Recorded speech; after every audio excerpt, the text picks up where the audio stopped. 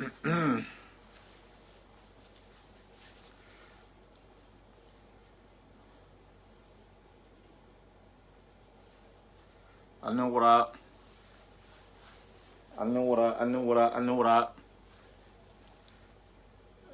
Ustajo Ahmadu Jabi Ahmad Seck Sirim Bamba Jabi nin karamo ko benala directement nin na karamo ko benala ni wala mo Cheikh Abdou Latif benala bor yakko kan inshallah mbata demande je mbata ata normalement connexion hakane rétabli la belari na tumado connexion be rétabli la sai alimba ya be dial tananti je nena karamo ko benaro Ustaz Cheikh Abdou Latif Jabi voilà connexion alhamdulillah assalamu alaikum. Alaikum assalam wa rahmatullahi ta'ala wa barakatuhu. Dimba ya dun kontrante. Alay wallahi si konto ni ura ina jante. Yo. Be alta la trala niye bitling to hero la. Inshallah. Ala ameta bisa vo ko ira mem manyini kamma. Yo. Ngambornari ala ko ngana tara wole kono ja. Awa be misil molu konton na folo et puis bena la kumo sala madu ndi bulu et puis bena tahla wal hadawo kan mba ko mbari misil molu beyen ko a'udhu billahi minash shaitanir rajim bismillahir rahmanir rahim la paix et réconciliation au jama ke ana musulu khana futa khali konton bi wurani na arham salum bar mo biti marsi karole mo bari nya contrôle la misilme ya contrôle la tiginenta ya contrôle même be khalsari men sumo khadi hasiya contrôle beti ni wolmo assalamu alaykum wa rahmatullahi wa barakatuh salam alaykum kola mbari ngelu alim bentar jang ko hanyo hom matili ko hanyo hon nalu silo kan silo me musratal mustaqim siloti se dunia in sotanya di mafu alkiyamola wo me fono na lonna ko be barkabla na lonna be men se najang hi kannabo hande ma ko fon se silo inde soto silo me musratal mustaqim siloti be barkabla la lonna be barbi nina ustad le ben hon na le fa ni wala mo Cheikh Abdou Latif Jabiti nabe na la sumunna wala hadale kambi wala hada men nabe mahammerin ni se suma kan wahato be parce que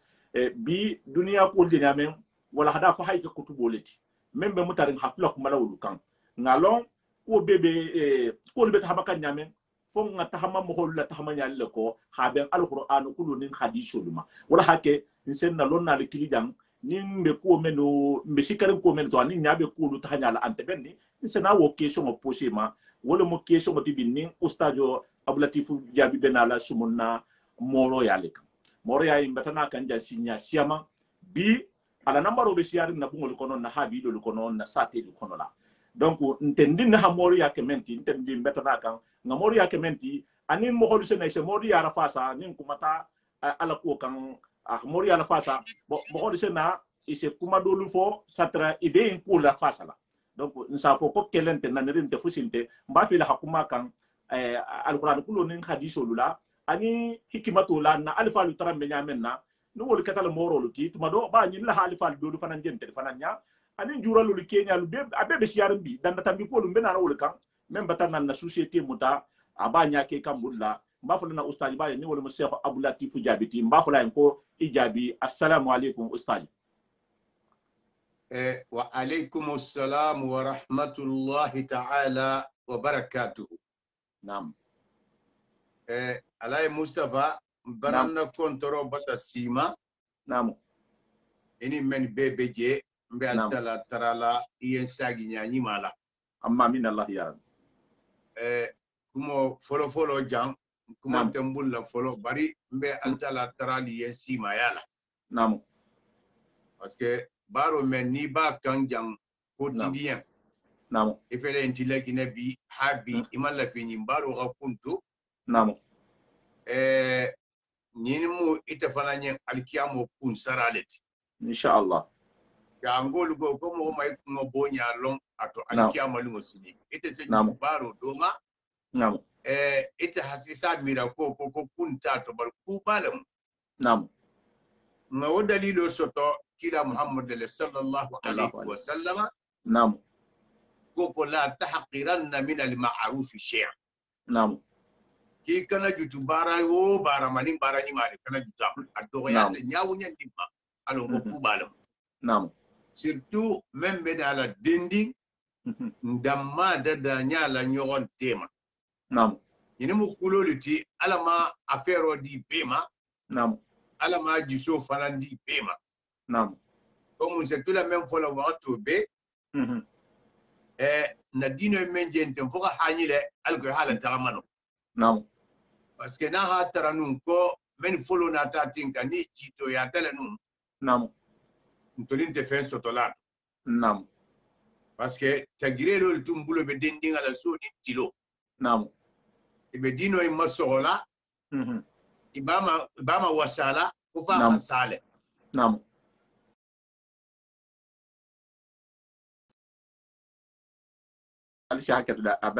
بعد أعوذ بالله من الشيطان الرجيم نعم بسم الله الرحمن الرحيم نعم على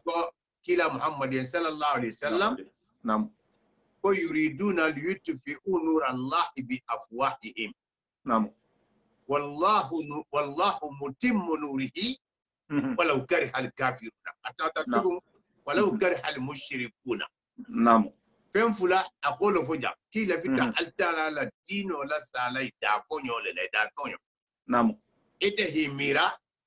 مغوها فينيو في كوكو على سالا نعم ألتالا غا دينو مثالي فين دولتي دونا تغيدا بيرو ما يكون تامانو نعم قال فتا على سالا نعم بري على كو قال دينو إنكو يبلتي مالكو عارفين أنكفو هيبا نعم إن شاء الله أيوة لبان ولا كتا ولو كره المشركون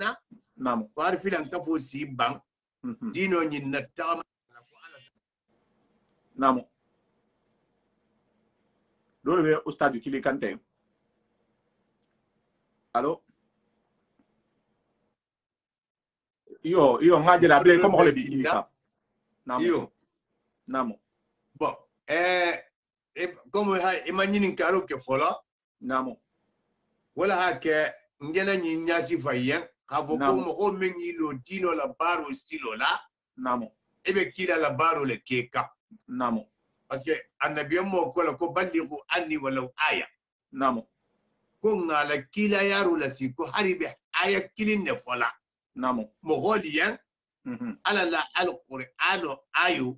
نعم bari be kilin fola mo holiyan ko kata gala si mo holma الله أكبر ede je mento bi nyimu kubalati نعم wala ke nga duwa inki yen fo altala si ma ya ki continue إن شاء الله wala musala lamad صلى الله صلاة رسول الله be question da mutala même mabi na tale be kuma la moro ya le kambi ananyo holu iyo parce que bi nyaba la bi intel même dindi bari mbataje bi moro ya imbe sembo men sotorim bi na sate lu kono ani dula kutaluto abe ani abe number o men la kan ni hajen tedise kuma kan jan dondi wala hajen ba fe atedi men nga kudulu fahamo alhanna alfa je ni wolu moriati bi ni musuboti la bi atata alifa kan dulu kan be men man ko morolu na data ko hila kula sahaje wolu wala te fanga ni hero jana talanfolo parce que wolu ante bala je kudo man bula kunna wolu wolu ante bala je man jaho do soto alla bun kono la wolu ante bala je hadiya man bula ba kunna c'est-à-dire ani problème kilin ne tahta je ani problème wuri kilin se tahabo je ani wodu mi soto nyon na fanna ni telibe men ma fanna be nyon ani be nyon na komoro bon ani wo dabarto kulu ahasiya bi de ngamin na mbafe le ba atelu albata alquran o kono la saha alhanna alifalu fananjele parce que do bi ni ha kuma fo ici ya hanna alifalu maki hamoru ya li ko alifalu hamoru ya ke c'est-à-dire aje kala le ki commenter le alifalu to hoti nyaka mbafe fese non ne la ge yanyen ni nyala teta le moria ma ni moria be le je ase kenyadi ou bien ni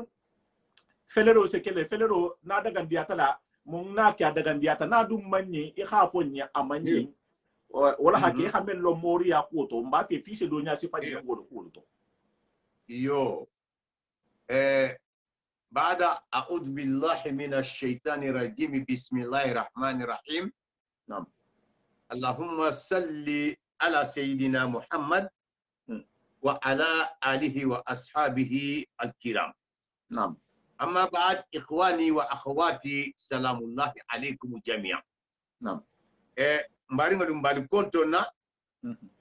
ينغرانينا خنا Alhaji Mustapha Bata manyini ka babu ngodoma. Naam. De mem babu mako na Moria. Alors ko lu fori bonyoronto. Naam. Moria ha nyini karo kenda kebal la koma. Naam.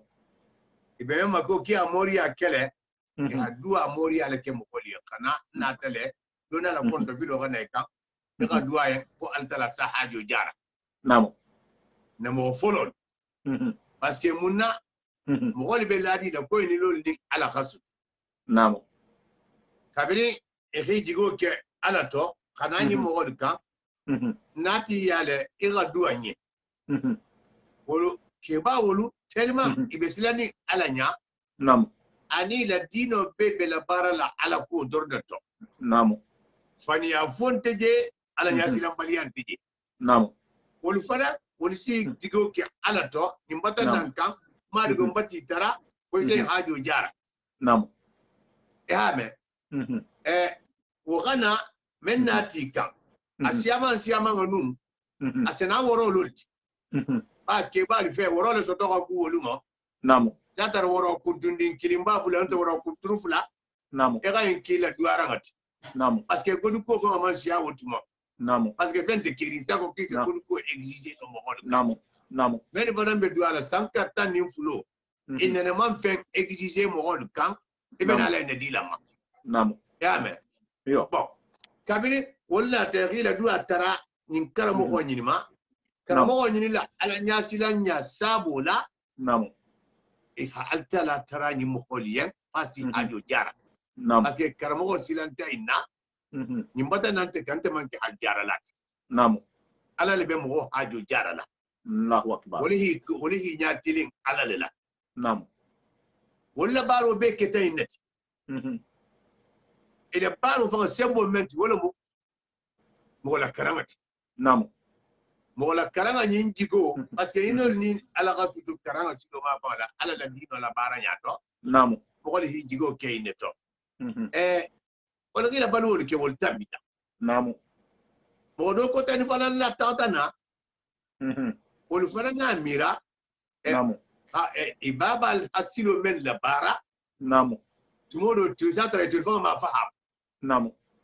baba al asilo men la bara namo e ko kibi sumani baba la baro namo bari baba sumai baba la baro te na ala nya ta ma kidit namo nata kenya kilim fanan talla namo baba wol silanta ala nya khaduye namo e man fe manyinin ka men nata hajo nyanyinin dula namo bien vrai mo men be wula la bunga kana ta hajo nyini mo ko tenna namo na hatara fa ko mo ko wo fa nun ko sina ka wandila namo mba fola le ila na filo sali e ke bulolo ala la hajo jamo namo parce que be hajaro le nyinina namo men si hajo jara wala mu alati namo men nga bulolo ala la to hite hajo jara e bana sane bulolo la ala la hajo jara par sile woluma o be fahamuno woluma dino la tawo nya ngay ko tolu nyaaje na mo bal tambita to nyamen namo alqur'anu ayo na tale ko wa mi wa khalafa min ba'dihim khalaf namo ko mo folo lo ka boko dolo tuko wol joti ka dingo dolo tuko namo ada usalata afolo hibulo bo salo le fanga la parla salo Allahu akbar e hibulo bo la farla salo la sadra tilinga mu be sigri salango kono mo ketunya be préparer la moyen bela amen wala da munka aldala ko wattaba usahawata nam ibulatila nidi yako kabiri mo bulatila nidi yako ameno ala silo la barala namu wala hake kabiri ngal suman da mo bal la baro to manno hake kitul hake nyamenna tul ko parce que munata na mo bal ite fan ha fo nyala lo wolumo dumi la ko la mela daga men bi nyasi ngata dam to hanna tala ba e fa la bangi kono mo bal la ala nyasi la bente men folo folo ma e ke balu de senole la namu kabiri balu de senola namu e balu nya betata parce que ngan ay na to man jampa khasi dingira to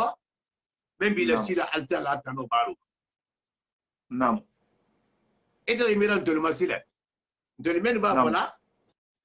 kon nim bemba wala baru le ka non te bemba la baru lo ka te tula folan na discours ko nga pata bemba to wotiya namu parce que mbemba kilingo nta hameni lo men ta kita nyala ni la alqur'ana karango lo ani la altala batu silolu ani men na ti ka fati ata ya kadwa bari maje kabirin ko le hayele mo damuta nga alqur'ano ayol tangi ma falinga damuta comme mo le hajo jara nyala jini dato c'est vrai alqur'ano mushifa fi linnas bet نعم على غدا القرآن وكنا نعم كو ننجل في القرآن ما هو شفاء للناس نعم كنا في نجي القرآن وكنا من مخول لجارة لانت نعم من سمخول جارة خيلة كندا نعم يمو القرآن وكلوت نعم بارسيلن كندا مولي جمع منغالو من يوم بنفهم لجنة نعم نالقرآن كلو كتا njara langati kole munafaqiyani fiti kafiri ya sikko jangaru be mo gon be son be meto namu alqur'ano na ta holo di jara namu parce que kafiri ya dadu te son de meto yo usi me jara fo alqur'ano kulo wallahi e bataje namu nimmo ay alqur'ano e ga nigi alqur'ano le alqur'ano sifaye namu e ga to be ka préparer alqur'ano kama namu bari ana metahan ina bi nyogonna abina la nya jele ko jari ko tube filinne Allahu akbar ete Mustafa ete hala ne sanji lulo nyin kono namu enen dimbaya siaman kafuta namu nam sito yin kono namu ibe kuma li nyala namu itarambe al halo mento wallahi wallahi nim dimbaya nyinu bol tun tartalen da jango so communauté kono imam fatiha tanga kibe san kanne namu adun ko mislimo lo muyti mislimo dinga lo muyti so do ta mislimo ya lo kono namu ega mira sile na atra ko kibi mira la ke bala kuma ta entram be balla de kibe eje men folo nya bati be bato kwa ko sumudu sifaji ne khabo kata futu la man fatiha tanga ala nyimo ere baldi na ko bi wallahi imanja na bu fanan kunya lo fush pembe ni no ni man fatiha tanga eje na bo kula nyadi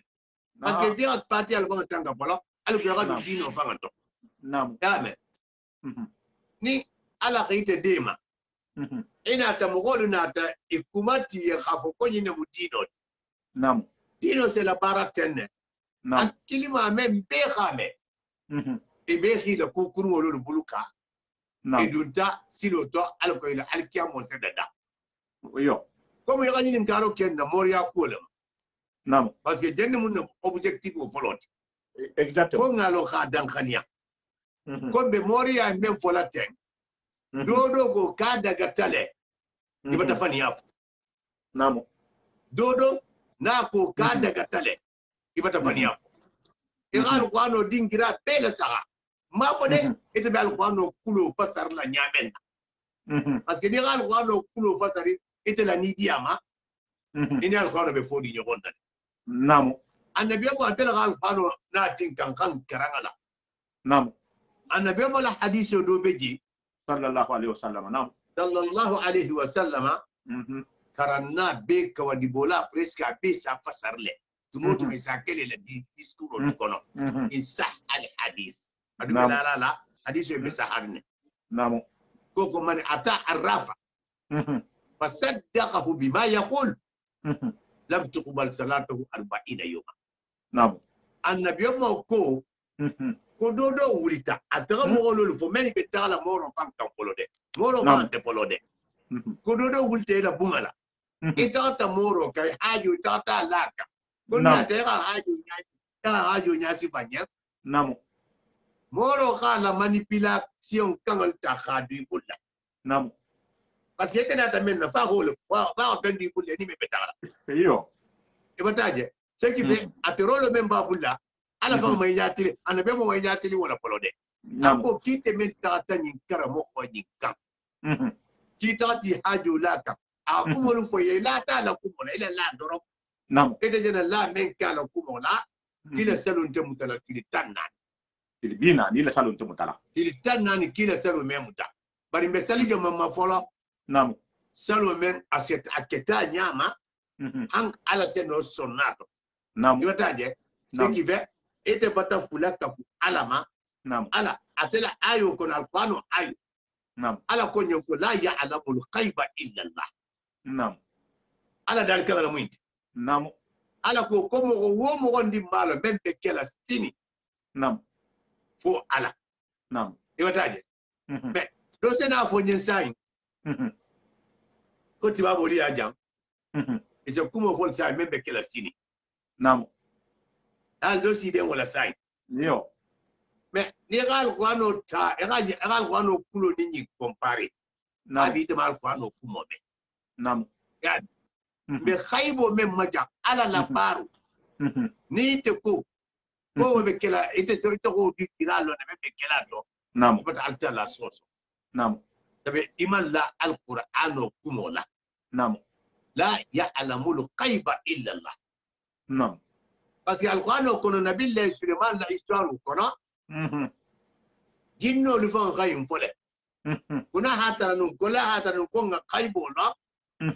kon te tila ya an kato kono Sulaiman bullano don te jinno lu be dureni ni batu tamo be barla ni jinno lo nam ala ko ha durel la tege la baro to ibe binin jinno li men be barala ala ka kudo ke jinno lu la ala ko hayta batu tamo la kalbe men ko fani ali bibulla Allahu akbar Sulaiman khafara nabillahi Sulaiman khafara do comme mba bulla bam tara bulla sigiri wala waka do kono wati kunto jamba jinno li be barala en soni tilo e malo ko Sulaiman batafa Allahu akbar jonga itela ko Sulaiman batafa nam jonga ite dari baga bago fana ben nabillahi Sulaiman la do ko nyimina nam am bago kurata do ko nyimila du mena ka do ko kuntu do ko boita nabillahi Sulaiman bulla jinno lo galo ko jari kitini e fure la makono dinte mo makono dinu Allahu akbar iko ko law kana na atanu kidula khaybo la kuma labisu imeno e ke ya gato ikono nam usabola c'est parce que khaybo lo muiti nam abe altala le bulla nam ala nimmo na tasile ako kati tanti sigi aya bungo kono nam gabe altala fula nyogo ya la jele nam abo ala bata ko kate man khaybo lo ate ko ka khadonne est-ce que amu mata ala soso abata ala soso kitabu e khalonne ma kafiri alam nam parce que kitabu tigol men be karanal nam iko ko raddu nususu kufur alqur'ano kulo ni ka abwa noto wal wano ko tete ko ten kibata kafiriya nam ala na ta nam asi haka abe reso Kenya lamu reso Kenya nam ustad nam amen nio alqur'ano ayunata nam akoy mo kuruenu ija fa'alu fahisa qalu wajadna aba'ana nam akoy mo gol haku kurumo ke parce que ala jana nyinke ku kurumo leti ija fa'alu fahisha ita dari sigi kira kulonne ala ta gundo nam parce que khaybo ala ko katela golo nam ma ala man dodo la lon khaybo la nimmen ko ka galo ne te bata ala soso nam wala ko kitabu arabu la kitabu ko قرد النصوص الكفر ونيجو على الكتاب كامل وقلت يندي من الكافرية الله أكبر إما تاجي ولكن موريا كوي نتبي متى دو موريا تو نا كوتولو bari ngata ngo kesente ntoka ngo kesente nkata tale kisanga bato alba kana kenna baro na parce que benala jamono en kono to momena bedi nata bale nata ja nata ba nyinga be samba silaka manka silo mena barala parce que ngana ndembe mbala ko ngi tara ile to ba nena mala fudo ci tibuko kay wala ya sate ko kay tala mori yalla kala Allahu akbar ya ise taga harja ke nyiri dulale nem men taga je dua fen taka di maje ila mo ba ya sabola nam ise wala koni nam bari ntoli sire alga alay musa way hakilo tu ku betege ntoli ja hangoli bi men beje mori a defendila nam c'est parce que kulen ti bulle c'est men defendina namo kabiri ala hadunya da mo be men ta tenene malo ko mutinyaro leti namo abada namo ben ba fola jankafu ko bimba ngayo lol tara mori ya nyinto namo ala baka jana nyinne fo alqur'ano ayu kona namo koni ga yini manyininka anje men kelte ko manyi e da wala ko kalu wajadna bana ngam bimba terene to wallahu amarna filan kafo men tambitanun yo kila na ta maka akhi taraje ini la jalan batonyi parce que faranga ala le fulan kafuya na ko ala beje jalan ali beje jalan oli se menke oni ala ta Kenya de kiliti mbari iri mira mo khola fili ba khatiyama nam ntolo kuje nyala sangi danto ikono nam aganzu hakili bala wallahi mo gondi ni sano moriya ni be bola tole alko ka balu nya kote sugandi namu ala bata kura sanka ya tali yen kabi balulale namu ala bata kura garanti ya tala kabi balulale namu barni de ko silen kite moriya sugandi lan tolien ko ga ke fenda garingati namu mbafo lien nen ki ga attention ke ala soso kola namu anne biomo la bangele mi namu koni men tati te kan ka tata hajo de nyini la namu akolo ko man ata arafa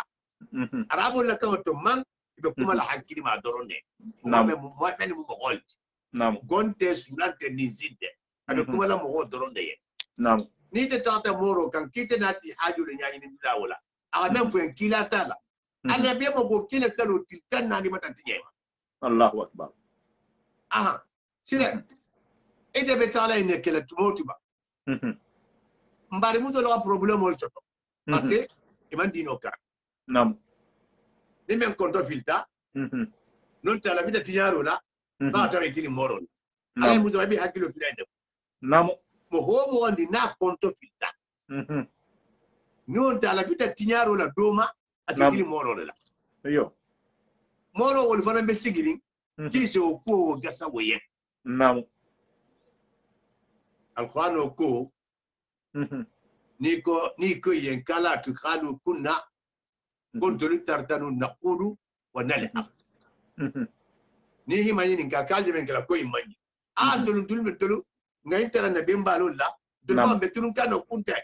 name ala ko abillahi wa ayatihi wa rasulihi kuntum tastajibuna Allahu akbar albatullah tala la alquran wala falbatullah kila la hadith wala ala jana nyine fa alquran kono wa ija sa'altum nira filan kafo manyininka ija mun kelte qalu kunna nal'ab kunna naqulu wa nal'ab dol tumbe tunena qulta bari betun kan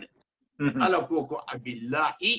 wa ayatihi wa rasulihi kuntum tastahji'una albatullah altala la albatullah alquran wala albatullah kila la ako kalma hakilo tusile niri mayininka ka num mogol fana ngene fo namu kila kita menika namu إذا فوق ونقول فنقول والله أمرنا بها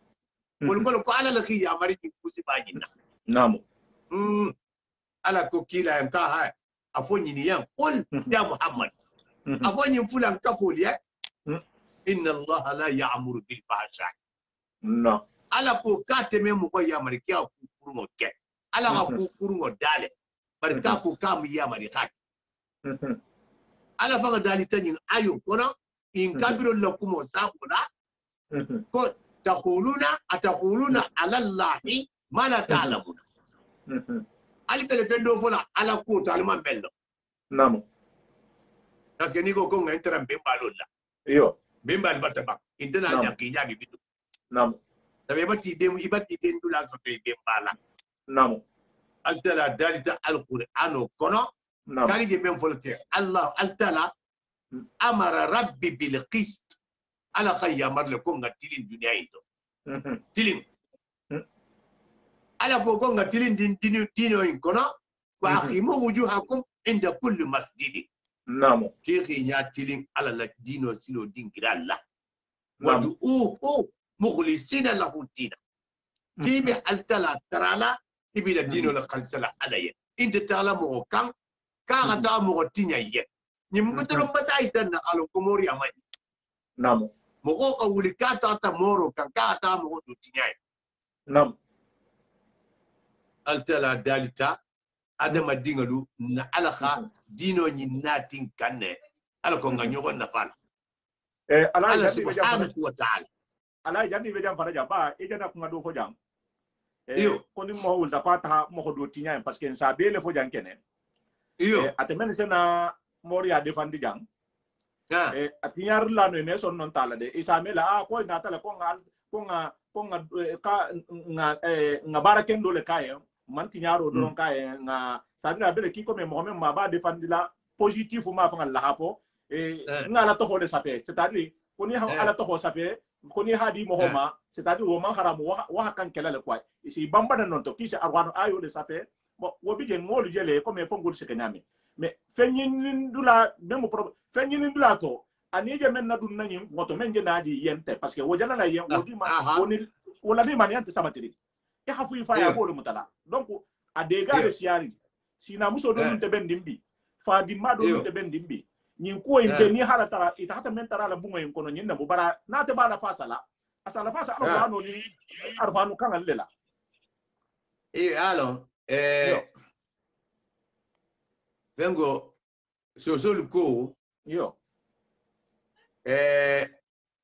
ko kalabante serie kolonji mala bien kumo me yo kalabante me ngasaria ngolo yo kalabante me ngasaria ngolo yo ibi defandi la serie ngama bangala parce que e alquran tinyaro ke nin tumbe mo golu konole yo kila sala anabia mo altabado altala subhanahu wa ta'ala lumena ko bani israel ngole kalkana komo sibitilumo ya munke etata jalo la jumaluma le namu yame era jalo la jumaluma yo ina makoro iyo ga jalo la jumaluma namu yego be kana kadum jalo kono namu kasibito la tambi yo era naje jalo mutta je jalo ko dimasilumo namu hake ko me hake wolumole ake sa boy ko ni ga yego muta dimasilumo le ma kasibitilumo namu aldala ko ka antum a'lam amillah adolo la galo men ketaba ko ala la galo men keta Allahu akbar parce que même be je ko folo nya ka fo ko ngal fano kulo le sakaye yo bari nge kana alqur'ano ke tudun dangati namu alqur'ano altala na ta alqur'ano ayo tile namu ko fali be alqur'ano ayo ni mafalina na fulo la namu alqur'ano ayo alladhina istaraw bihi thamanan qalila men ga alqur'ano kunuta ha sabe mo godi alqur'ano ko lam tela namu enti alqur'ano na tan kan ko gaga na manna mamanna ka alqur'ano na tan kan ko nga kulu gaga nyogoma mais pour que mbakela ni mbese ya wala no c'est parce que mbe fani ala fola namu même bébé tali kan kiata mori akie ini la konto fido lom nam ite moro tunga kanga guide la ala la silo de ka ite moro nam yo ira kanga guide la ala la silo de ka nam parce que mo ko se fisa le wato do ku se du no mo ko tema ya me era problème o se nyona nam fo mo ko hasoto men be nyin tebe ni tire ti gol tema nam asiama men se ta moro kan atele be torli khasi adol nam ala subhanahu wa ta'ala akonya alquran o kono akori mo fulo bulati nyonna inta ifatani qitatan koni mo fula bulati nyonna nam ala ko fasilihu bainakuma ali temo tobe sebe temo be tobe no nyaadi isle ala panga na tapisi temo nyin tobe nya siro la hoitanda nam akwalo ko ala di temo tobe in baqati ihdahuma ala al-ukhra faqatilu allati tabu hatta tafi'a ila amrillah nam ako kunali mogol bulati nyona kali temo tobe ko ba ali temo tobe nyaadi ali be tonji gintungo lo foloyi nyini na jonga tonji goke ede kan na mogol habula inyon ala ko yo kala sabari ala da fa ala sabari sabaro to nyala bara ala ko ko sabaro ga ke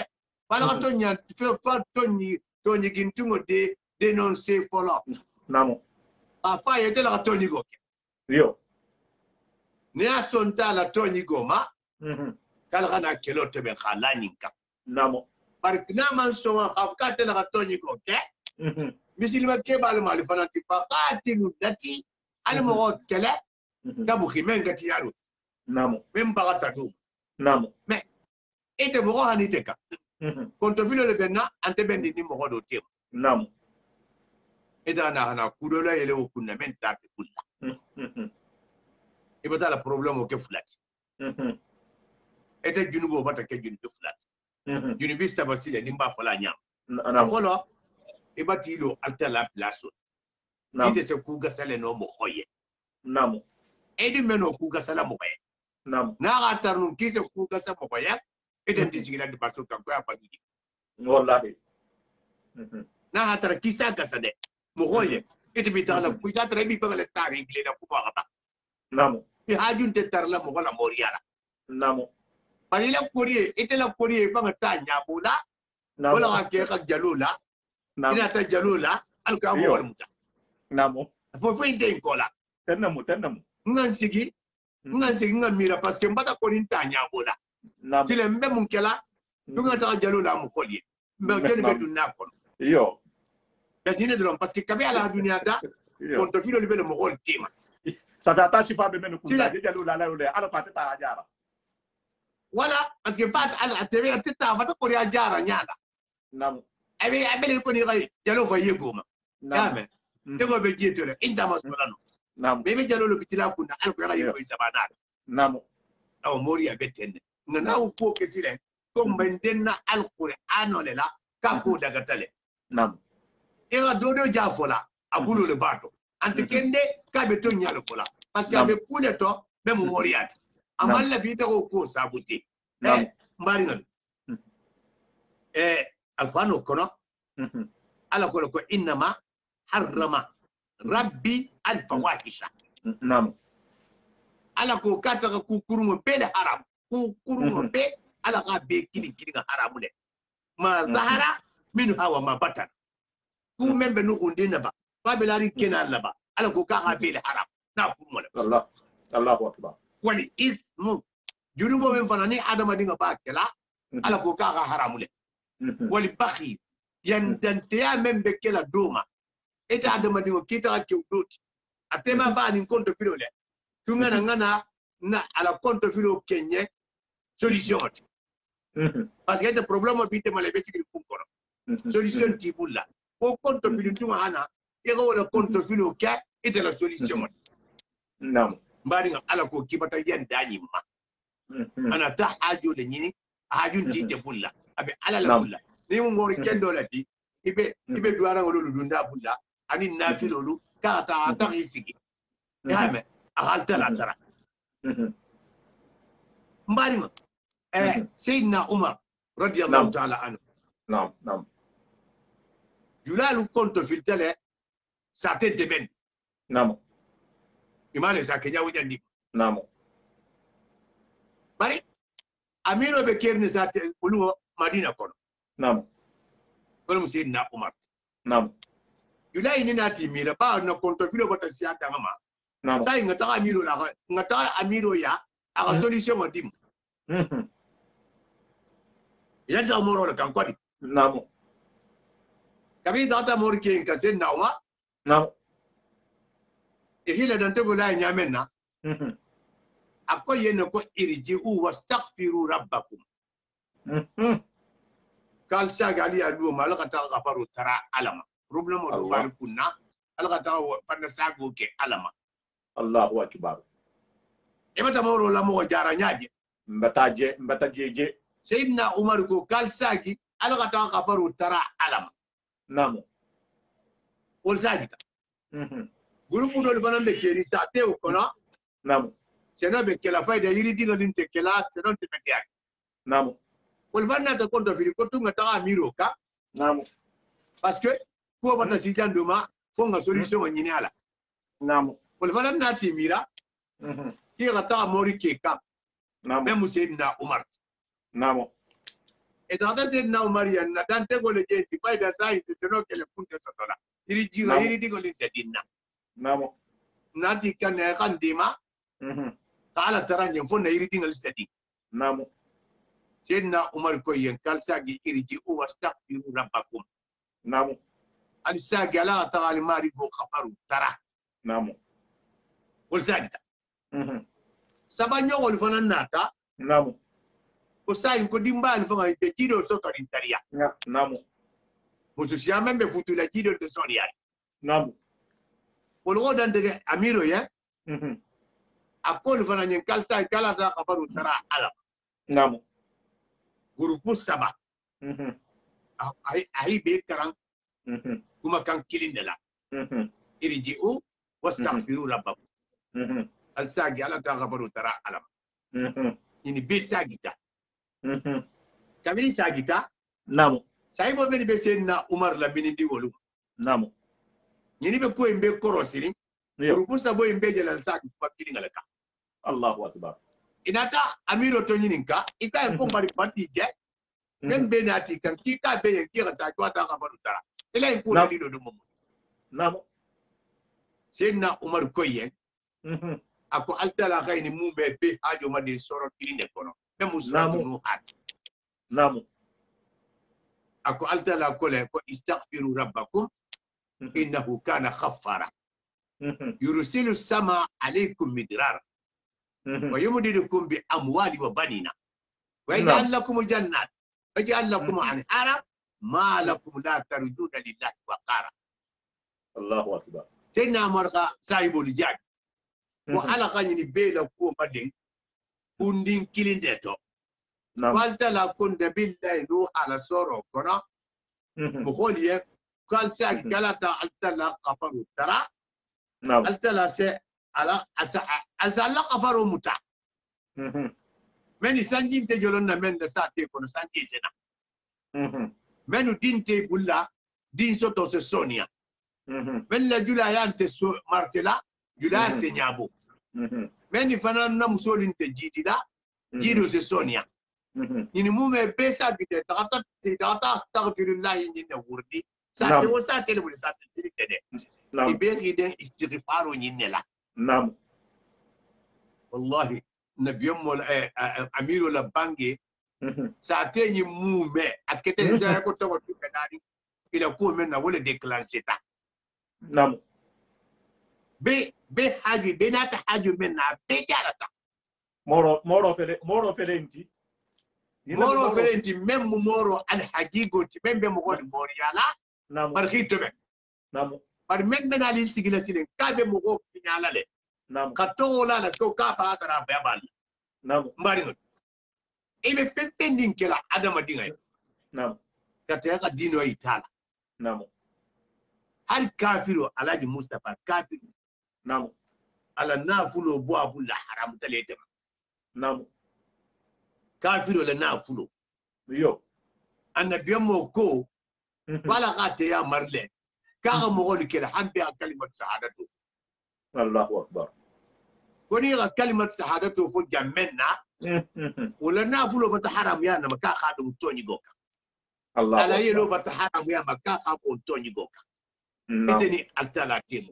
mo ga na ite ka hajola nam ko hajo ite banno dara la wo kala wota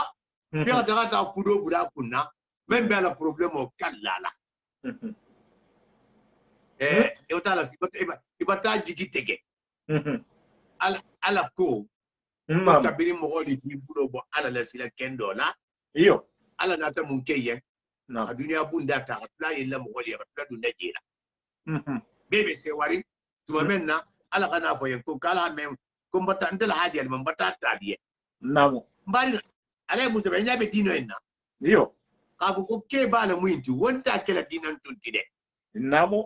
parce que fonga jande fahamu nyogonye iyo ntoli bata ke bali ke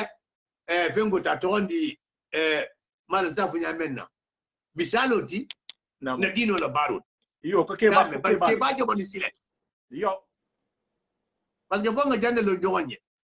ko jo bani be keri dino sari yango la baralati ila jabe na parce que dinningal be mbulla jambi alhamdulillah in semence la fondi sire atantu fondi ke be mbulla jambi be do khotrim betege ni fondi ke do bi jebi ila alanya silanya be jam fara yin hasiam be me do ma ko ke balle muiti nsi nyaga har ka wandi boy same ko dinnin korto ka beta ko be bula male mi la godi nyinin ke me nke bo ako hasia wala ha ke la jam foten non dana malo fo dino bana fa be dinnin nyala fo siele ba ma ba malo iyo halo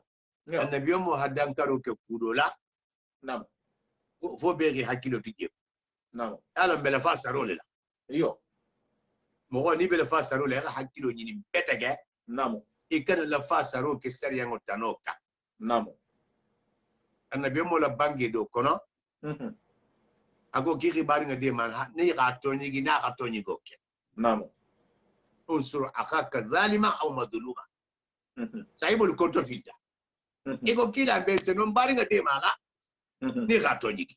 nam anata dunga toni goke bade mala nyadisi pourquoi nam sallallahu alaihi wasallam nam nabiyo mo ke en kalbe to nyala polai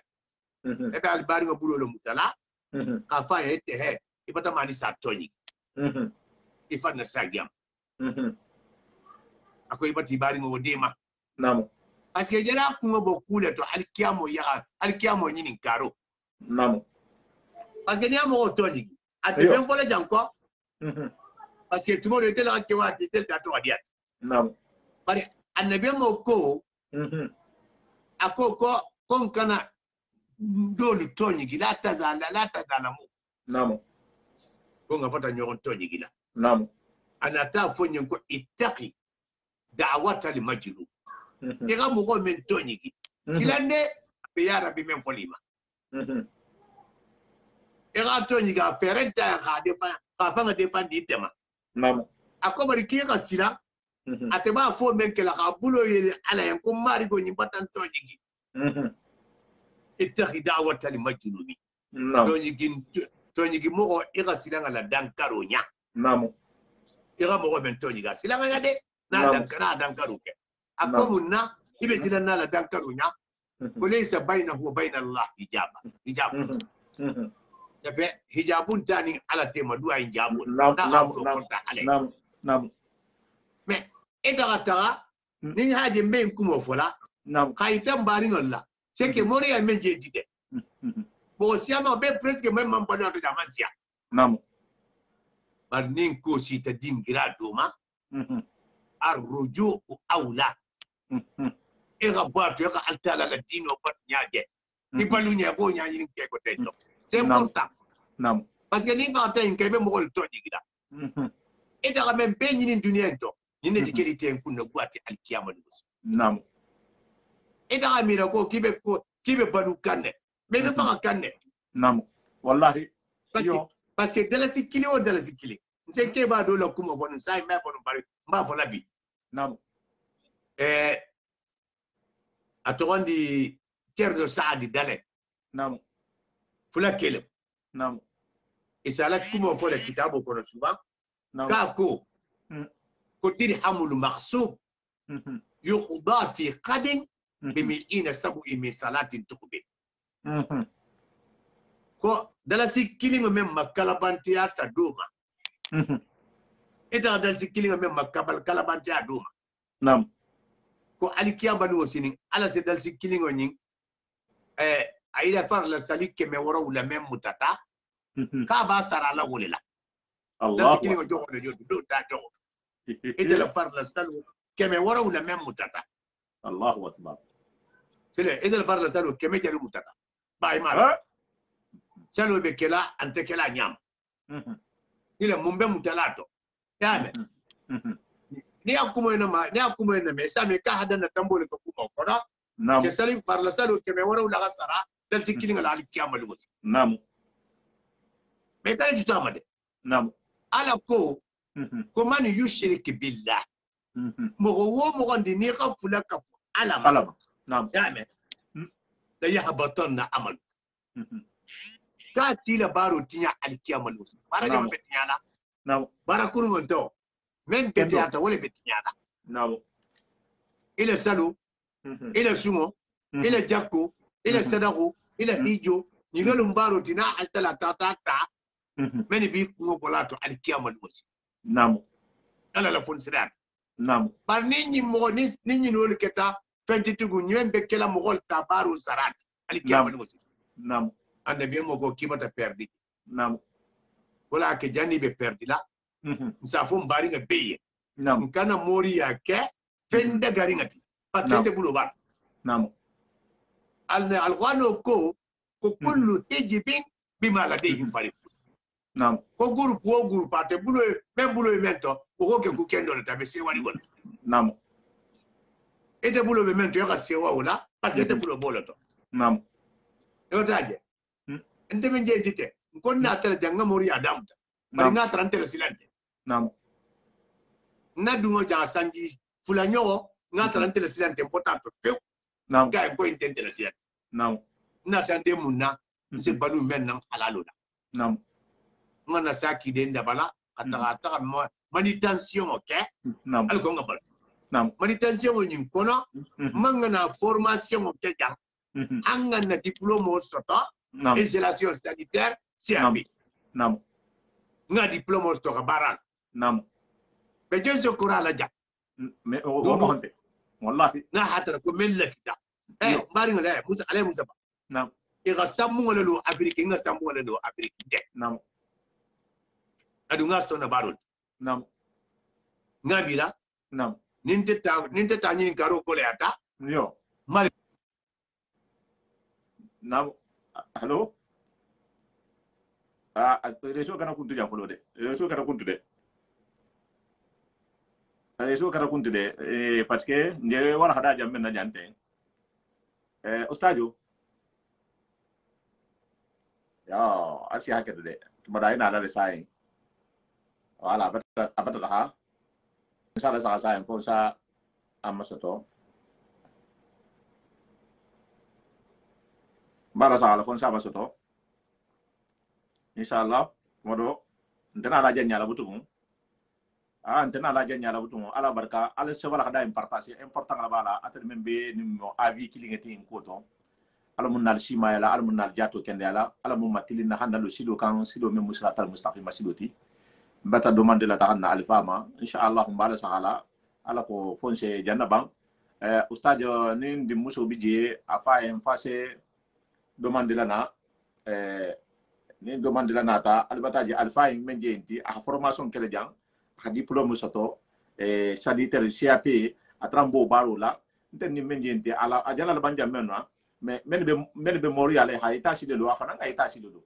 nte fana menjenti be ba nga formation le ken na métier be bulu bi alhamdulillah na dugo be bulu me baro kan ni ala sonta inshallah fana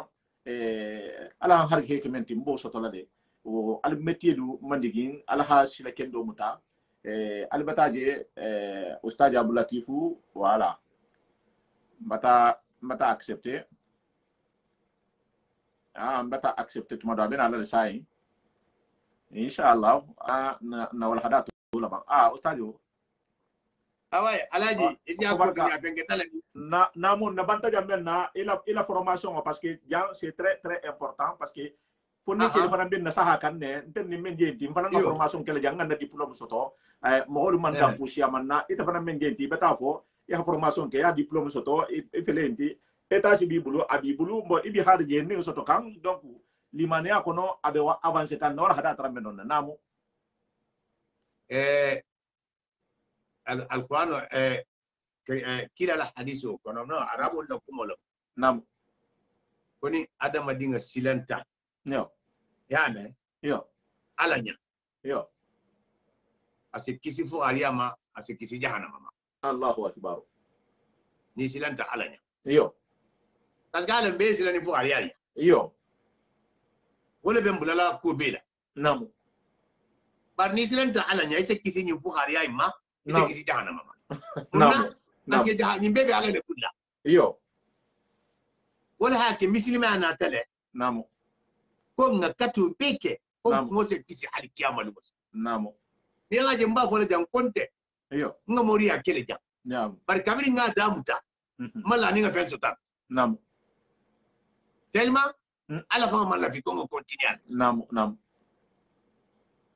على سوليسيون دي ما نعم خامبلو بالا فيو نعم نزي بالونو الحالو منتو ني دارينو ngô mulo ngô silom ta نعم wallahi nga formation kel jam kha karan ka formation ke ay ga diplôme di ma نعم installation sanitaire نعم reconnu par l'état français نعم yotaje CAP mais nde hol bara jam an presque anjana dabula yetti نعم. retraite to man ci نعم. bari نعم. yetti wala نعم mais ale musaba nganye be fola moriya konote نعم ni ga jam bara nyaaje nga baro men ke jam da ba tunga fanan ta fa نعم ndema moriya bara ke jam sem نعم. نعم. نعم bam ma hanya ko nyala fam نعم yan نعم abi do no do benku asini sa fa mo goliye نعم mo go do na tante kanne moriya نعم نعم so de ay bola bara dula ana ta hajo la ko nga duay ko nga di ma fa akese naka نعم wallahi ben kaliya alal نعم man fen nka muso yenne nka en taramba nyanyina نعم tinyabe ay tinyabe mo hol نعم nko ma nyanyina nga musa fe muso ye wala moti aina ma takunu yatiku billahi jami'a alquran ayu bile نعم do sa busa alquran ayu le muy farant نعم ngay ne doron ke muso ye ka ke sa fe tin ko ta ay mburu jaw jangi dia نعم aina ma takunu yati bikum allah jami'a نعم mumo inti ibe jaw ala sunaiti muso na tan kana fa ke sena ngay ne sa fe ka ke kaito ma kama muni kai poreto ado bula tabu muso ka buru ala buru wonu mu me ke gaki tabri ke gaki sanji na man ke janya ke gaki akai mi to confident nyaja kibi yaje kiyo abo ko mena نعم muso ka ki tout de suite tabri ke gaki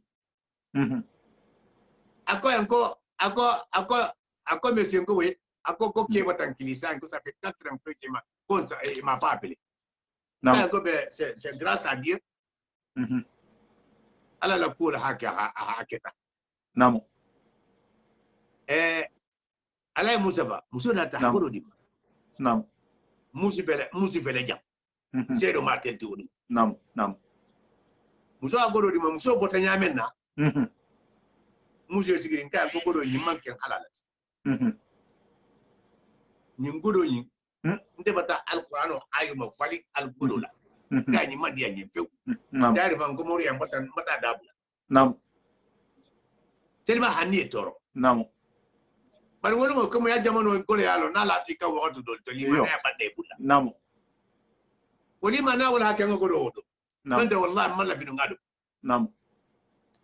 bari alhamdulillah rabbil alamin bel tala tara fasen kisaki ko ba alkiyaman نعم نعم نعم mais sile nimmen ko sile kibe ne kala halalu نعم نعم le problème be jande نعم جنة مودي النبي موكو كو الحلال بين والحرام بين نعم كو حلال بتي فتامبور من المسلم دينو يكونا نعم بيغالو دينو حلال نعم حرام فلان بتي فتامبور نه بيغالو كو مو حرام ولد نعم ako bari ko bainahuma umuru mustabiha نعم halalo ni haramu tema kudo be je kamunu نعم ako ni memman attention نعم ni memman attention ta me je halalo ni haramu tema asila du haramu kono نعم ne be mo le bangele muy نعم munna ntolu mo wona ti kan duanya est ce que wo ite obligé no ki a problème ko tenta khabula kunna min ta tahajjud نعم نعم yo ta toni ibada toni awa toni go mandi alaye wala ke nimme ko kay mori alla daga lan dabula ti nyana نعم mbi sa ala la khajile na hatar nun ko mori ambe dagari na ne biyomo le folo ba kela nonte akila saibo menitu ba de keri ko fana be hajo jarata le wa iya nyame نعم e hakole al so dole la balu kona bali la lima na ala koto iman yelema نعم nin ala kitita la kontol kombele fila ala batole la milani ala koda نعم de kela nyogo manene lat والله ni ray ko be korosi ala ko saba نعم be to la fasaro toronela نعم wala hake tumotu mate kuma yella fasaro ka يو la fasaro fo mo yankido tato bete نعم نعم annabi mo la bange نعم صلى الله عليه yin وسلم kono نعم sallallahu alayhi wa sallam نعم annabi mo ko ako laysa minna man daa ila al-asabiyya laysa minna man daa man qatala ala al-asabiyya نعم ako mo ndim manke kila la dino la baralati men ngi yogon kili la fasaro نعم mo manke kila la baralati kila la dino la baralati men ngi yogon di ma fasaro ka نعم ako walaysa minna man mata ala asabiyya ako mo ndim fakata la fasaro kona ako ko man tara ala la kila la dino ka نعم wojoti inte kila la disilo ka نعم jonga hadiso yinabo imamuna dauda نعم yame نعم wulqa hadiso yinabo في الله نعم yame annabi mu hanin kuma yin fulu fati binta yame me mu na kembe da fo mo wasila yin la habo ko me fani ala fuka نعم ala musa ba fani ani mo wa fani am basi go dulalo نعم annabi mu la bange kono نعم akoko iyakum wal kadhib نعم annabi mu ko nyin ka batam fatan fani ya عليه وسلم نعم sallallahu alaihi wasallam نعم ka batam fatan fani ya foma ko fani ya foda bula نعم ako munna ako innal kadhiba yahdi ila al fujur ko fani ya se mo ko samba tinyaro le kan tinyaro kurunya ni keta fani ya fola ba te be kala mo kuru molet نعم moriya nyin adamu to woliya ni men birin dum moriya to يو tasabi ni nafilo ni urdu lolumu يو alquran karanga lemu نعم ni no moriya kum folot foni Naam. kele bulla يو asisi ga yasim kunya keme fula karam نعم ante kete kabe ala batulla يو ante ala batula be fenne nyinina abe men sabala na نعم nasi da jandoma nyimbata kyaman fenyaja asena munti wala mu kafiriyat نعم baba ti siga bata wurda bata sala bata alqano karam fe manje نعم asena munna asimun sena ma fanga wala mu kafiriyat نعم wo munti dodo na tabiti ga be fani yala fola alqa hajo ajar نعم khafenga plan tracé يو abe mastola nyamen نعم na go fana ngere ha amanyaje uma نعم ko sabanyo go menti abe na la kela fulan kafulti fulan kaf نعم fulan kafiya نعم moriya be sigiri nyin category sabole تقول لك نعم woliya يو kafiya نعم filan kafiya نعم parce que filan kafu ase mun ke filan kafiya to نعم na ga woliya sa aman fenge aka kafiri al sa aman fenge ajena la plan lo le tracé la يو image ni tata la bungola fano le bata masafi al kwana kuno la iyo fengo le bata masiti batuta fengo lu namo fani kurungelu kabo libe manyarana al alo bema namo ima jadun ta shiriko kono iyo amol hakilo masaba waka wala aje ma wala masilana hakilo masaba tede do dum ta jam ning o kalo ko mo body knowledge iyo awaje kafiri abata dum filan ko fiata tumbe kafiri alto asa tuwe mo la goruma negena toni goleka alba ma penso ko adunte kafiri filan ko fiata sai na mo namo batuta ko lo musire namo ibe ngol tar la masitiri al halu dol to ma sha ma anjala allah bi hamid sultan namo yani namo mbal ni mo sita nyin dekere nyin ma adun kate ba hajo le nyina iyo e hajo nyin bati kila kunna kwa sabu wallahi abata fambula danger to e bati fambula problem oto nyin dum me fempendi ndima foni bada ko kunna kwa ali kiyama ni musi namo ale musaba namo ni haji altala akhanna tom naw'ul ubudiyya mo hafati nyokon jonya la koto namo ntela kanyin long fonga katanga mo li jonya namo parce que wala muinti mori ya muinet iyo halo e ko karamo ko se mo wala karam namo Allah subhanahu wa ta'ala namo ana ta ayudu tel qur'an kono akon be me ko ngata karama nyini dula dolo be bola ta karama nyini namo wala kana dolo karam namo me ala ngame ate ndo Muhammad la ne bata fo nyaal namo eda idi samba karam dula woni fe bendi man na ko qatim kafa iyo Muhammad al haliya namo iyo namo yani me est-ce que woni ku kendo botala la karamo ko liya anesiga nan mo bata dinne manene namo hanesiga nan dinna fa na a fongol ma afa fulana ma sate ko ka bo la hajul jar be bataje namo me ibata manene iyo parce que ala ko lawla nafara min kulli firqatin minhum ta'ifa yatafaqahu fi din wal yunjiru qawmahum idha raja'u ilayhi la'allahum yahdharun alquran ayuna tayde kodim ko fodo do gabalu kono wota londo nyinindula na kurata londo sotola akana altala ala mogoliya ani masila ala la masiya ala la dinol wallahi bari ma fode kana katimo dada amol masila katem karamo khole karamo ko jobe kam kara imam fui kara ni ga fen karanum e mogol karna ala la dinol namo ibe mogol ala mustafa essaye mogol siamo ni gala sa pa sa ko 95% nam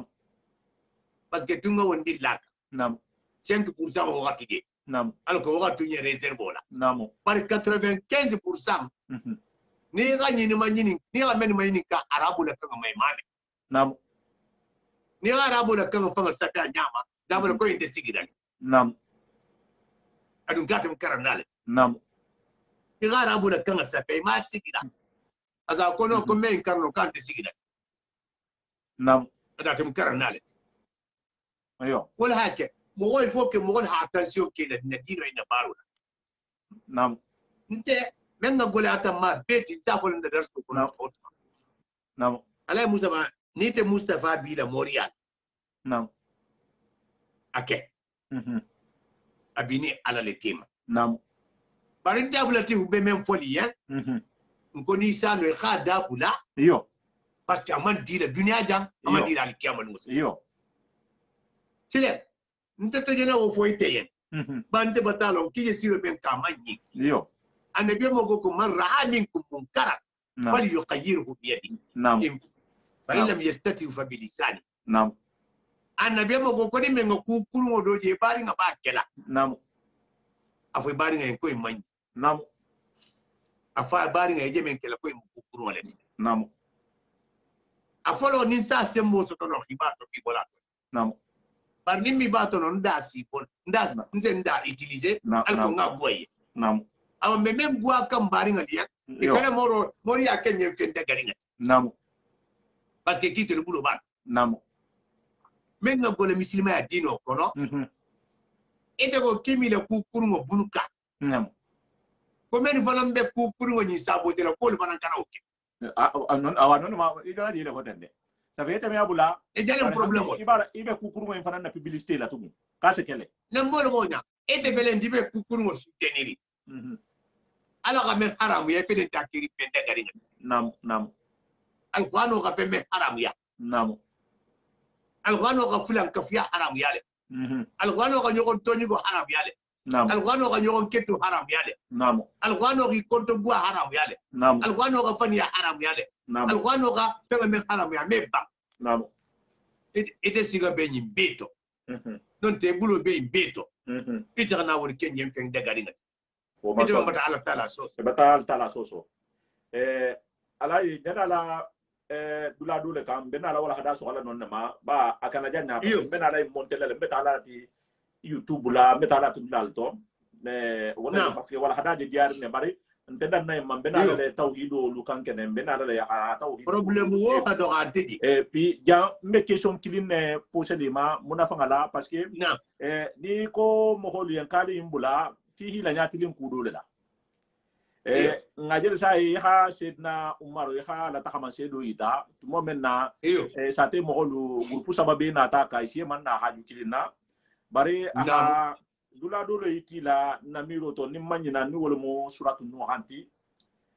atata wala tata dula do fo yenje memo hayla tilin alala bi ntelun na musolu bi jang itulu benna imo victime shamanati ke dolu fanan bi jambi asia wo ke wo fanan menu bata dolu bi je dun tala mo holu koto hi telefon ala famille tuje hata dum mo hukuta inde pansi koto anala dimbaya be atafala dimbali be konkola abe mo balula ala miro to komen ba hajo jarla bi ma fele como senna umar hamenke fiso do kenyen jam la sonia buluma tumo men na nin konto fili soto jidi kuma kasara kuma nafulu kuma konto fili munto kunto siti yar ngi je ten isen ko say men na alako wotu mon sen tilin ala la nyadi se munke alako ala sake sonia kenyen na hajo ina hajara ba fe ngawala hada so wala iyo obetata lay musaba mbebe lala o kandoro namo ka fo nyogo nyen ko nya bato la dunia altala bato namo ko hero be so tatel namo bari ala me batu fo ka ala fango fo yo parce que imam na khazali kayim fo la banque do to namo ako kuna tasihu li ibada namo illa bi ma'rifati al ma'bud namo ko bato me sa fiha ala fango lon fo lo be men batla karamo olu jang ya kuma do fo jang ko ala sila se palu al tala se batu al hala jomanna wala mu daliloti dalili jama al qur'an was sunna ala se batu al qur'an la nam anin kila la sunna nam bayta bi ala batu la nam ni be hajo nyini na ala la aga silo meni tela ise bula wololu nam ni te malo men khawo silo wolon nam wala ala nya sila na nam ba moro ko sigile kata silo wololo nam wori kya ton ben silo ma na ti trompe nam mbare musoli mba folie nam konto filo hadudo muta nam inya tilik alala nam nyinse mo malu le marigo ida abi balula ko fi afu siaman kiye ita hakonto filimi tiling alawla nam bara lumbari ala fana bakiri nam nin hala ni mo hijigo sembe alala yani alo ko alala mi hajo jara lati nam ise dunia femfen di nyanyi ni dunia into ni ko kiba bola alala bulla e hado hajo watati nam piri hajo to ala nyinde bulla mo men ho nya mo men to silo itela alwano na ten silo siama maltinya nam kan hasibunallah nam ni imal wakil nam wa ni'mal maula nam wa ni'mal nasir nam alqur'ano nata ayo nyintile lumenna nu'im bo kurumba Naam. anata ka be kila la saibulu détourner la quoi go détourner la kila no be Naam. be tala keloto ala ga ayula ji kala fu ko hasbunallah ko to filo fili ko dodo konto filta dunia ito dodo ni konto filta dunia ito Yo. kira hasbunallah wa ni'mal wakili wa ni'mal nasir wa ni'mal nasir Naam. kira yur ni ba keli dato sigoleti ira ki dato sigoti Naam. inga fisa ye mori ya wuli kilingo tagamoti Naam. ira la de ko laysa la hamidunillahi kasifa mo wonte keri men sente la problème o boje fo ala ni ne sape ni ne arab kangait Sagin nyama de parce que mo be na la mela le na muso le mo ntelu fanga le mo mba fele mba fola nyame ha sagin nyendi ma wala hakem ni mba la mela nsala me se bulay ko namu ala ko namu laysa laha namu min dunillahi namu kashifa namu suratul najm kono abejele ni ya suratul najm da saba namu iba tarla jele laysa laha min dunillahi kashifat namu ala ganyine kimma ala alqur'ano ayoto namu ko ni men ngala kon ni men konto filta namu afo ile konto filo kono na konto filo ndodo ntabo la fo ala namu wala ma kototi namu la ilaha illa anta subhanaka inni kuntu minaz zalimin namu jon keta ni ko keta munti nabilla yunusa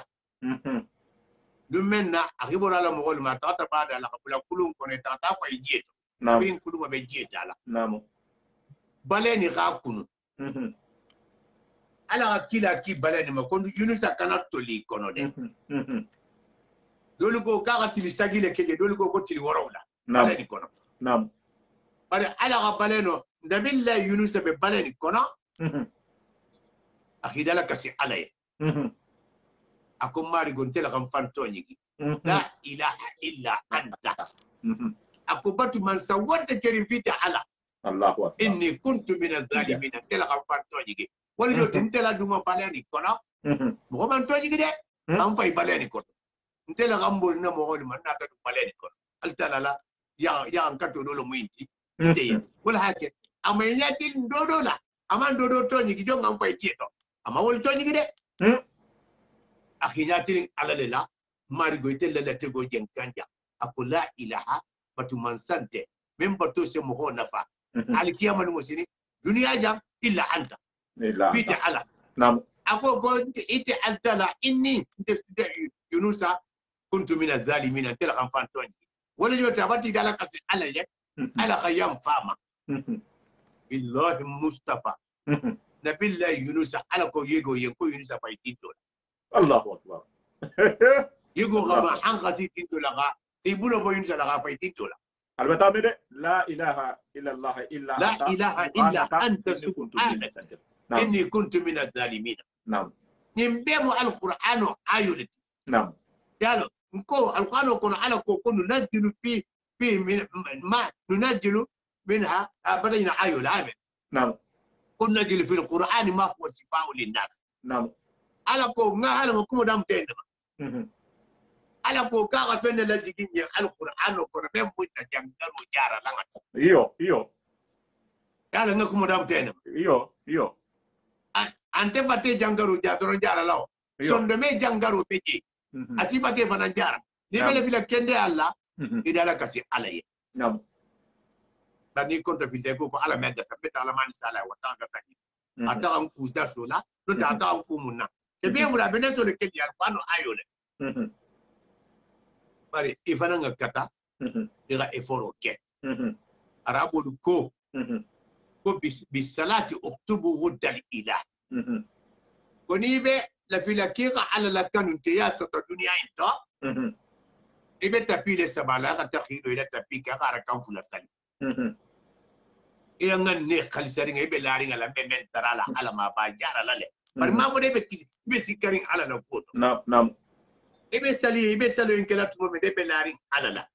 tabe ala ko kasi hajo jara wala ke me be fola nyoga nyambari nam annabi mo ko kabata arjanno garanti nga tamu ko yek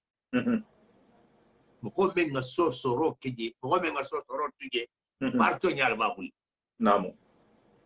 parce que mbari ngal felenti surtout mbari musol choix so titolo manipuler namo mais tolo la moria tabo pasia yo munna c'est parce que tolo man dino ban fa namo mo da karamna man sia namo mbari nga moro man dodo masto dunia into ko mo men ko fi wallahi bari mo ko mo gondi nin dino kendo babulla namo moro me dundu la so to ma fa namo ala musa ba sena gandi nyawu nyandi ma dunia into namo ntabula tifu tetala ajo tala ko mbala la moro ka kana namo mbata fulaka fu alama namo moro tente haju jarala namo nin dodo khanda kuma me nin konto filo timuta salibaso saba ira arkan fula sali namo ihibulolo alala namo nira ala kanute yalo ibalo na salolo kon namo ala fay benya si fanyene to nyame ni mba fula nyonye parce que njay imbe kele dunia inde la fola ko be bori akere ko ku pasi ganye dunia inde namo mais est-ce que bilara ka be ganye la kiyama dosi na parce que me hanyo fola kay la ringo la na ega do keti dunia inde kira la kiyama sara nyaani ma no mais on doit pas fanya ga yo wala jeni al abidin ako ko mo attention ke karana na dal rila su kulol ta ga konye akenye sumu kangalti yo ko yafuna ma hawa kullu malik yawma wa fi'lu alkhair inda allah nam ko ngo dunia fen di made dunia nyin ko ne ko kuy made dunia ko no ko dun da banale wallahi même me bang dunia into même me bayti go yen yam tira barani ma men kali wallahi kitabu tigoli benta ko laysa li haqqu yu'rafu birrijal nam abu ke bala muinti ke ba ni mala muinti ka muton ya fulal dalili do se kele ke ba ni ma ti bari ala nya sida pali ala fana nam bo wala ke ba ya na ala nya sida na tekili nam wala hakeni mengo kibite ituntun na ke ba kuma na to ntoli ba foli ne ke ba joma nam men silanta ala nya nam ala ta alala nam amma mo manipuler nam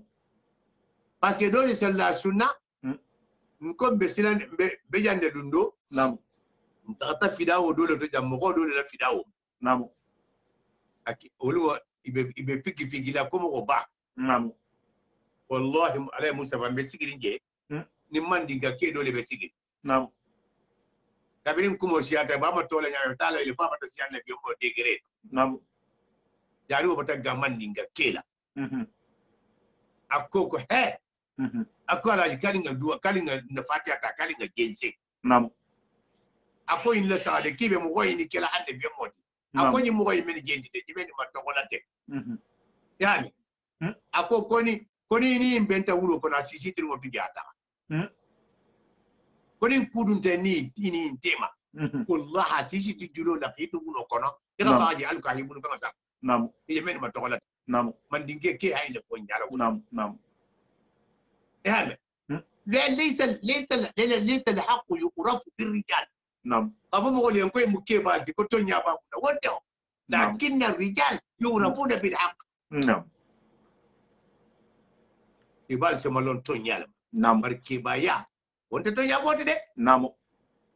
نا تونيا فون ساري كوني انك بتا تونيا فو او عرب الكو هو الحق يعرف بالدليل والكتاب والسنه لا آراء الناس ولا أعمالهم نعم دليله بمالون مما يا ميجا تونيا سمالون مما تونيا سمالون دليله دما دليله مونتي ولا مو على القرآن أني كيلا السنة أني الله عليه وسلم بنقول صلى الله عليه وسلم نعم دليله قالوا أو كيبي تنتندي مكة نعم كوينه كوما نينكا نعم إذا بكوما لسه مو سيامة جالي مصطفى نعم ibe kuma be fole mantino fa jatino wallahi ni ri manyini ka mumu salo farlo timalo ni ga manyini ka mumu salo sunno timalo ni ri manyini ka mumu saliji fa farlo timalo ni ri manyini ka mumu saliji sarto di ma pusi la mato ulo sene do kitelo ka ku imbe londe nam nza foyen ɲɔgɔn trompe wato bataba naam to nya tumo lo batasi naam lumen na ibe kila be makka bulala naam otumo fania sembe bale be fania la naam sallallahu alaihi wasallam naam sembe bale fania la makka wolu naam par lumen na kila be sagila makka patu Naam. makka naam wolu to nya fa ngala naam hatara to nya bata fa few naam fusi me sabati otumo fo to naam nya naam awa fo be bari be khanyi long naam ebe fendo defandi la bi ikani fa manene naam mo woli be je men khado ti pom khana dalilo be le ti pom naam naam isi karangala naam isa kusanga nya sifaliti naam radino lo itira ala lo iti naam ido kibe ala itala wala la bati fan trompe na wallahi wala kani min ba mutala naam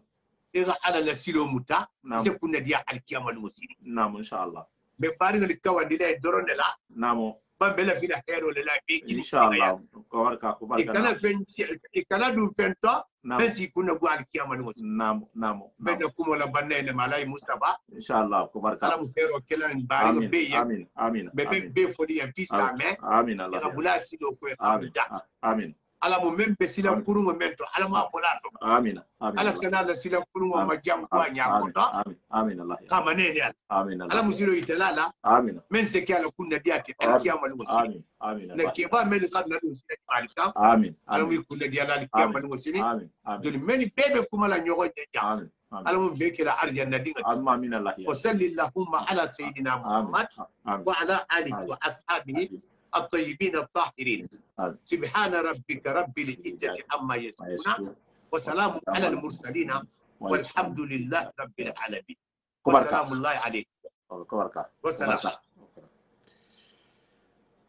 الحمد لله الحمد لله يا cousin cher Bemba Fofana Kobarka Ustaz Abdul Latifou station memba beta ko ni kili ko ni man na kai tali no fele bara ostajo ausara latifu na alfai hambi na mai kila haje to gola na kili wo kili wallahi alfale mum bedwala en si mayala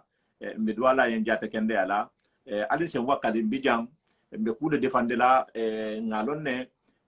c'est peu difficile parce que kusia mambeta dunna kulu kono bi ni hawala sahafi dawulu bi camion ni bisi be tahala bi ha jamana to kuntu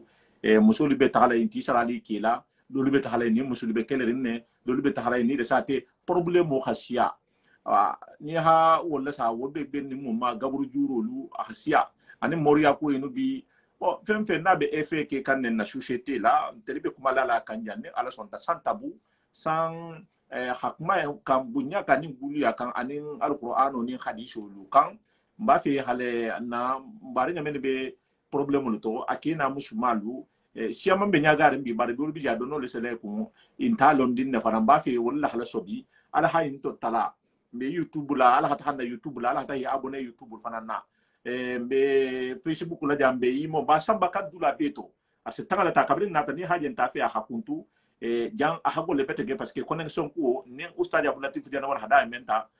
ni ngay connexion da mu da jan sa jan nimbe kurala ha wo bo hati jambalati anase godo mem fanan domu asembo habu bar ni ala sonta ala de sembo habu woti ni ala sonta be douala le ala fananga douanye ni ndato mem mu ko to fo ala mem korim famma fo ala men sa fero dimma ha fero makka futahari wala hadinya parce que ni nga kudodu ni fero di tamma hambi sembo le betambi la bunya la akoto woto ali mbese douanye honye hafale kala barkatel men fana ngali la tanga perdi jang ham na mejang habulan ko hawala hada im partage ar mun nar sima yala hamol jara hammo men balla gullo to bangi to almal hamol be jarla hafale kon tan dinda mo aldo ko aldinya alkum tan Mustafa Sawane salamu alaykum wa rahmatullahi wa barakatuh ala barka